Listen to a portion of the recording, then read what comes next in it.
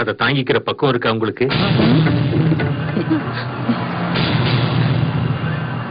நல்லதையும் கெட்டதையும் சமமா எடுத்துக்கணுங்கிறது உங்க பரம்பரையில நீங்க பதவிக்கு வரும்போது அவங்க உங்களுக்கு சொல்லித்தர கல்பிதம்.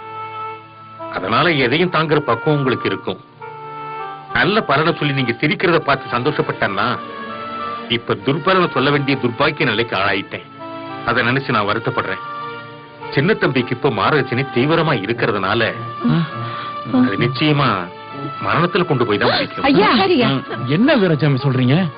என்ன இப்படி சொல்லிட்டீங்க? ஒரு தடவைக்கு 2 தடவை நல்லா பார்த்து சொல்லுங்க. என்ன எப்படி சொல்லிட்டீங்க? என்ன மன்னிச்சிருங்க. அது சின்ன தம்பி வாங்கி வந்த மரம். என்ன செய்கிறது?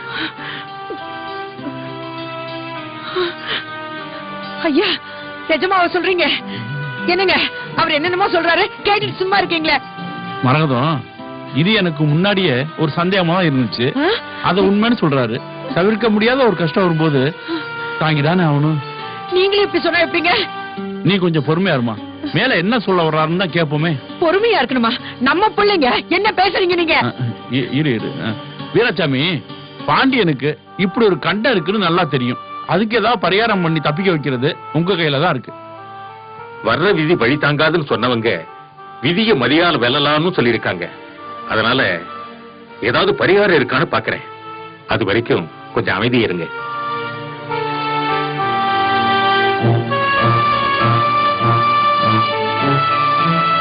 பேப்பர் பேனாவை கொடுங்க. ஏய், பேப்பர் பேனா எடுத்துட்டு வா. 27 வயசு முடிகிற நேரத்துல சின்ன தம்பிக்கு கண்டம். அல்பாயுசு ஜாதகம். பிழைக்கிறது ரொம்ப கஷ்டம். இதுல இருந்து தப்பிக்கணும்னா தீர்க்க சுமங்கலி உள்ள ஜாதகம் உள்ள பெண்ணா பார்த்து தம்பிக்கு அந்த பொண்ணை கட்டி வச்சா அந்த பொண்ணோட தாலி பாக்கிய தம்பி காப்பாத்தும். தை மாசத்துக்கு இன்னும் 3 மாசம் தான் இருக்கு. அதுக்குள்ள அப்படிப்பட்ட ஜாதகம் உள்ள பெண்ணை தேடி ஆகணும். இப்படி கொடு.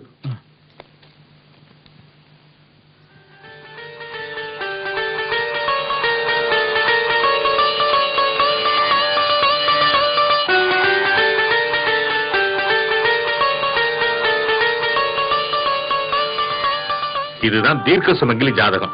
இதுல உள்ள நாள், நட்சத்திரம், ராசி, லக்னம், கிரகமைப்பு அப்படிப்பட்ட பெண்ணா தேடுங்க.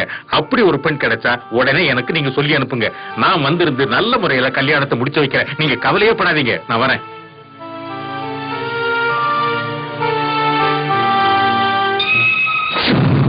மா காளி வசி வசி, ஜெய் காளி வசி வசி, காளி வசி வசி, ஜெய் மகா காளி.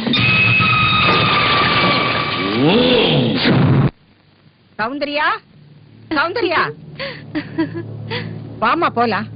அம்மா, எங்கம்மா போற? நம்ம வீட்டுக்கு தாண்டி. சொல்லுமா. நீ பண்றது உனக்கே நல்லா இருக்கா? என்னம்மா சொல்ற? வா போலாம். இத பாரு, காதல் கத்திரிக்காய் அப்படி இப்படின்னு சொல்லிக்கிட்டு இருந்த அப்புறம் காலம் பூரா நீ தாண்டி கஷ்டப்படுவ. நீ கஷ்டப்படுறத என்னால பாக்க முடியாதுமா. வா போலாம். என்னம்மா இது? அத்தனை கட்டிக்கு போறேன்னு சொல்லி சொல்லி என்ன வளர்த்தேன். நான் ஆசையை வளர்த்தேன். இப்ப போய் அத்தனை மறந்துட்டு உன் பின்னாடி வானா நான் எப்படிமா வர முடியும்? வந்துதாமா ஆகணும். ஒரு பொண்ணு எத்தனை கஷ்டம் வந்தாலும் தாங்கிப்பா. ஆனா வெள்ளப்புடவை கட்டிக்க போறேன்னு தெரிஞ்சதுக்கு அப்புறமும் பட்டு புடவையை கட்டிக்கிட்டு மணமேடைக்கு போறேன்னு சொல்றியம்மா. உனக்கு என்ன பைத்தியமா? நீ படிச்சவ தானே? வா போலாம்.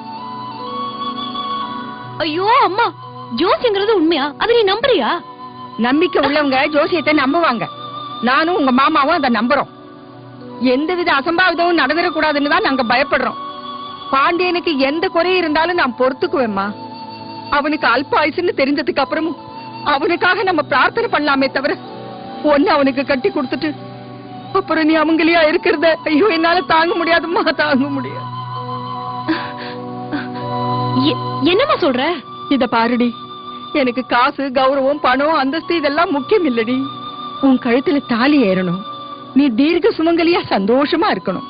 இதாண்டி என்னோட ஆசை. அதுக்கு தாண்டி வீட்டுக்கு வான்னு கூப்பிடுறேன். வாடி. அத்தை, தெரியுங்க எங்க போறீங்க? பாண்டியா,